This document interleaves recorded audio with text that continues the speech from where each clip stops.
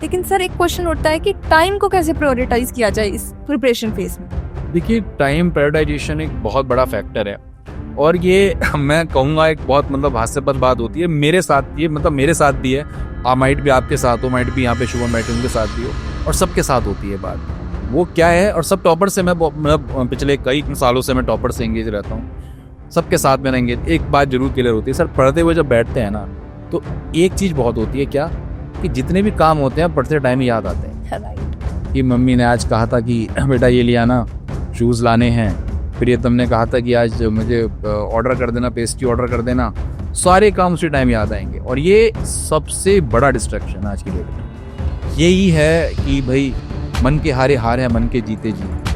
अगर आप टाइम को वैल्यू नहीं देंगे तो टाइम भी आपको वैल्यू नहीं देगा। Every action has an equal and opposite reaction, ये बहुत बड़ी कहावत है। अगर आप टाइम को वैल्यू नहीं दी आपने, तो आप बड़ा बनना चाहते हैं, आपके सपने बहुत बड़े हैं, तो सपने जब आपके बड़े हैं, आप भी बहुत बड़ा बनना चाहते हैं, तो आपको कुछ बड़ा करना होगा। और बड़ा करने के लिए सबसे बड़ी चीज़ होती है आपको टाइम को वैल्यू देना। टाइम को आप वैल्यू दे के देखो तो सही एक बार ना, टाइम ने आपको वैल्यू दी समाज में, तो मैं कहता हूँ और श्योरली वो देगा।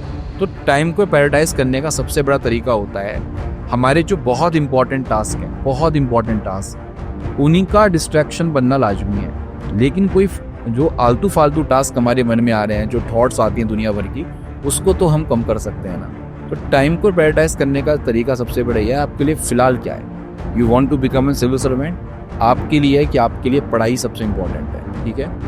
आपके घर में बैंड बज रहा हो, बाजा बज रहा हो, आपसे आपकी प्रीतम रूठ गई हो, आपका कुछ और टूट गया हो, सबको साइड में करते हुए अपनी पढ़ाई पे फोकस करना है।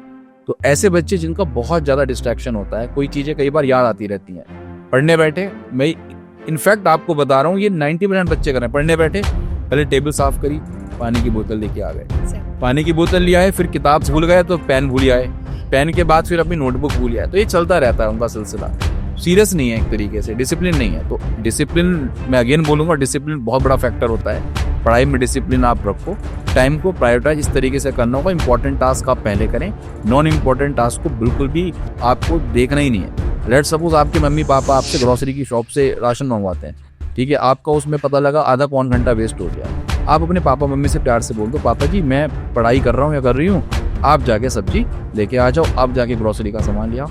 इस तरीके से आपको काम अपना करना पड़ेगा, तो श्योरली आप कर पाएंगे।